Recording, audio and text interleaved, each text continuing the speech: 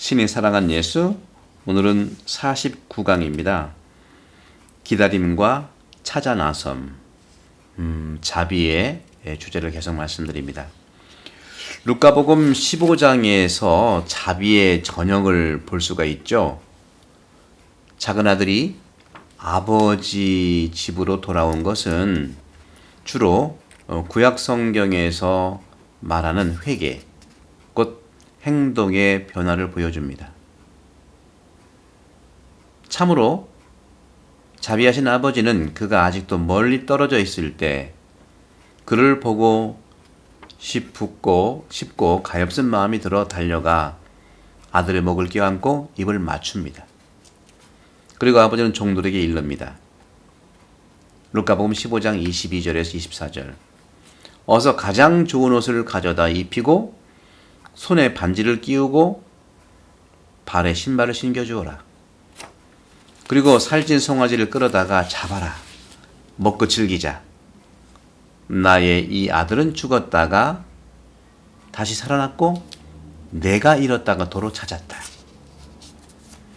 아버지의 자비는 작은 아들한테는 기다림으로, 큰 아들한테는 찾아 나섬의 구체적인 모습으로 나타납니다.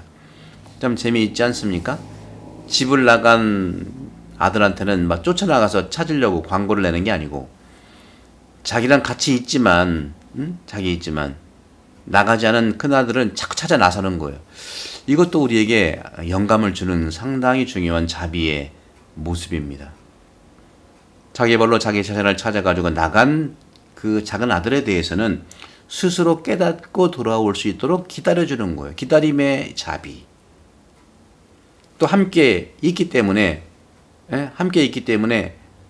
언젠가는 바뀌겠지가 아니라 함께 있기 때문에 늘 관심을 두고 찾아 나선다는 거. 참 어떤 면에서 참 이해가 안 되는 부분들도 있는데 바로 예수님의 깊은 이 통찰은 저에게도 큰 깨달음이라고 볼 수 있어요. 오히려 나간 사람을 찾고 안에 있는 사람들은 기다린다고 하는 차원에서 있겠지만 예수님은 반대예요. 자기가 자기 몫을 챙겨서 나간 작은 아들한테는 구태여 찾아 나서지 않고 기다린다고 하는 것은 그 작은 아들이 자신의 그런 행동과 어떤 고통과 실패 경험을 맛볼 때까지 기다린다는 의미도 있지만 그 작은 아들의 그러한 깨달음을 존중한다는 것이기 때문에 깨닫기도 전에 찾아가서 데려오는 것이 아니라 그런 것이죠. 하지만 함께 있으면서 나가지도 않고 아버지 속을 새기고 있는 큰아들한테는 늘 힘들고 어려운 것 같지만 늘 챙겨주고 찾아 나서는 거죠. 대화하는 거죠. 내 것이 다 네 것이 아니냐 하는 것처럼, 네 아우는 죽었다가 살아온 것이 아니냐 하는 것처럼 늘 설명해주고 따뜻히 해주는 것이죠. 참 이것이 굉장히 근본적으로 자비의 전형인데 실제로 이런 삶을 살기는 너무나 어렵습니다. 하지만 어렵지만 이러한 은혜가 다가가도록 우리도 기다린다는 차원, 이런 상황이 올 수 있도록. 그래서 큰아들에게 복음이 말하는 것은 회심이죠. 곧 마음과 생각의 변화입니다. 큰아들은 작은 아들과 달리 성실하게 아버지의 집에서 일했습니다. 하지만 큰아들의 속은 뒤틀려서 동생한테는 미움과 질투를, 아버지한테는 섭섭함을 드러내고 있죠. 15장 27절에서 큰아들은 하인이 아우님이 몸성이 돌아오셨다고 하여 아버님이 살찐 송아지를 잡으셨습니다라는 말에 기분이 나쁘고 화가 났어요. 그런데 아버지는 문 밖에 나와 그 큰아들을 타일르십니다. 하지만 큰아들은 말합니다. 저는 여러 동안 종처럼 아버지를 섬기며 아버지의 명을 한 번도 여기지 않았습니다. 이러한 저에게는 아버지께서 친구들과 즐기라고 염소 한 마리 주신 적이 없습니다. 함께 있으니까 믿은 건데, 내 것이 다 네 건데. 큰아들은 아버지와 자신의 관계를 주인과 종으로 여겨보고 있죠. 자비하신 아버지는 그런데도 끊임없이 아들에 대해 자비로운 표현을 하고 있습니다. 31절입니다. 얘야, 너는 늘 나와 함께 있고 내 것이 다 네 것이다. 이어서 아버지는 큰아들에게 친절하게 속에 있는 말을 건넵니다. 32절이죠. 너의 저 아우는 죽었다가 다시 살아났고 내가 잃었다가 되찾았다. 그러니 즐기고 기뻐해야 한다. 아버지의 작은 아들에게 보여준 자비는 헤세드로서 정을 보이는 모습에서 나타납니다. 아버지는 집으로 돌아온 아들을 멀리서 보고는 가엾은 마음이 들어 달려가 아들의 목을 껴안고 입을 맞추었습니다. 이런 아버지의 깊은 자비의 정에서 우러나는 행동과 어진 성품이 큰아들을 몹시 화나게 만들었죠. 아버지는 작은 아들의 선한 인간성을 또 살리고 또 그 인간성이 살아있음을 간파했습니다. 아들이 비록 재산을 날렸지만 그의 인간성은 살아남아 있었다는 것이죠. 인간을 되찾은 셈입니다. 생명을 되찾은 것이죠. 아버지가 큰아들에게 한 말에 그 점이 잘 나타납니다.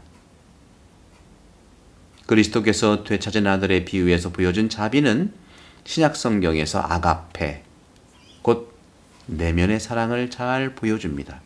고린도전서 13장 4절에서 바로 8절까지의 말씀을 이야기하고 있는 것입니다. 오늘은 이 자비에 대한 거, 참으로 그리스도교는 사랑의 종교인데 그 사랑을 구체적으로 일상에서 살아가는 것이 자비라는 말씀을 드리고 싶고요. 오늘은 이 정도에서 마칠까봐 자비가 워낙 이것이 깊이 우리 안에 품고 살아가야 되는 부분이기 때문에 여러분도 기다릴 때 기다리고 찾아 나설 때 찾아 나서는데, 보통 저도 그런 생각했습니다만 좀 다르죠. 나간 사람은 찾아 나선다고 생각했고 함께 있는 사람은 말을 걸 때까지 기다린다고 생각했는데, 그것도 하나 방법이겠지만 찾아 나선다고 하는 것은 함께 있는 사람에게 말을 걸고 또 그가 무뚝뚝하고 자기밖에 모르는 그런 존재를 하더라도 어떤 그 여지를 적극적으로 대화를 하는 그런 건들을 볼 수 있고요. 오히려 밖에 나가 자기 집을 떠난 작은 아들한테는 기다리는 거죠. 그의 마음을 이해하면서 작은 아들에 대한 그런 기도를 하면서 기다린다고 하는 기다림의 신비로서의 작은 아들, 함께 있지만 마음에서 멀어진 것. 추기경님도, 김수환 추기경님도 그런 말씀했잖아요. 사람은 이 머리부터 마음까지 길이 너무 멀다는 거죠. 함께 있지만 너무 멀리 있는 거예요. 그런 것이 현대에 굉장히 많아요. 함께 가족이 살지만 다 그런 건 아니지만 한두 명씩은 늘 멀리 있어요. 저도 젊을 때 안 그랬나 하는 생각도 해봅니다. 그랬을 것이다 하는 생각을 해보는 거죠. 기다림과 찾아 나섬, 여러분들한테는 어떤 경험이 있습니까? 우리가 보통 찾아 나서는 것은 물리적으로 멀리 있는 사람이겠지만 사실은 찾아 나선다는 것은 바로 물리적으로 가까이 있지만 멀리 있는 사람이고요.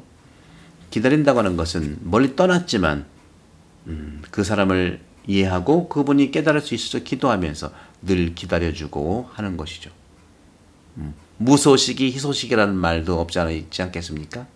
그런 점에서 여러분께 감사드리면서 여러분도 이 신의 사랑한 예수, 이 그리스도론 아마 100강이라고 했지만 150강 정도 될 것 같은데 150강이 마무리되는 그때에 이 책을 다시 정리해서 출간을 하도록 하겠습니다. 여러분들 성원드리고 그런 점에서 이 댓글을 달아주시면서 여러분들 응원해 주시면 감사하겠습니다. 많은 또 구독자들을 이렇게 초대해 주시고 함께 하십시다. 여러분 감사합니다. 성부와 성자와 성령 이름으로 강목합니다. 감사합니다.